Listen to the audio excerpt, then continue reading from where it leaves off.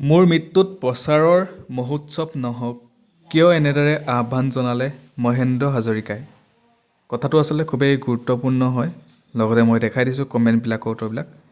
আচলতে প্ৰসংগ হৈছে ৰাজীৱ সতীয়াদেৱৰ মৃত্যু হোৱাৰ পাছত যেনেদৰে প্ৰচাৰ হৈ আছে, আচলতে সেইটো দেখি পেলাই মহেন্দ্ৰ হাজৰিকাদেৱে এই বুলি ছ'চিয়েল মিডিয়া যোগে তেওঁ লিখি পেলাই পষ্ট কৰিছে যে মোৰ মৃত্যুত প্ৰচাৰৰ মহোৎসৱ নহওক।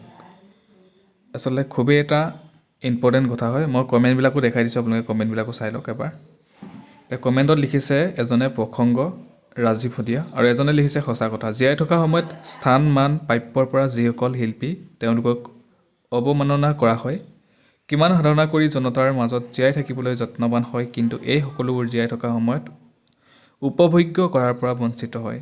মৃত্যুৰ সময়তো TRPৰ যজ্ঞ পাতে এচামে। ইয়াৰ প্ৰমাণ হৈ গ'ল। সেয়েহে গণশিল্পীৰ মুখত ভৱিষ্যতৰ ব্যাখ্যা দাঙি ধৰিলে শ্ৰদ্ধাৰ প্ৰিয় শিল্পী হাজৰিকাদেৱ সুস্থ হৈ থাকক, ভালে আছে, ভালে থাকক।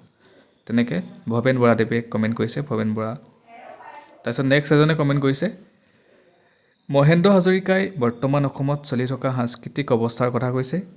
তেখেতে আজিৰ অসমত একোগৰাকী জাতীয়তাবাদী মানুহৰ মৃত্যুৰ পাছত ৰাজনীতি আৰু ল'ৰা ধেমালি হৈ থকা দেখিবলৈ পাইছে। গতিকে তেওঁ উচিত কথাষাৰ উপস্থাপন কৰিছে, জীয়াই থাকোঁতেই নাপাওঁ যদি সঁহাৰি, মৃত্যুৰ পাছত বা কি। তেওঁৰ এটি গীতৰ মুখ্যাংগ। চ' ভাল লাগিলে আচলতে কমেণ্টবিলাকো বৰ ধুনীয়া ধুনীয়াকৈ কমেণ্টবিলাক কৰিছে। চ' মই এইটো পষ্টটো আচলতে খুবেই এটা ইম্পৰ্টেণ্ট পষ্ট হয়। চ' সকলোকে শ্বেয়াৰ কৰি দিব আপোনালোকে। ধন্যবাদ।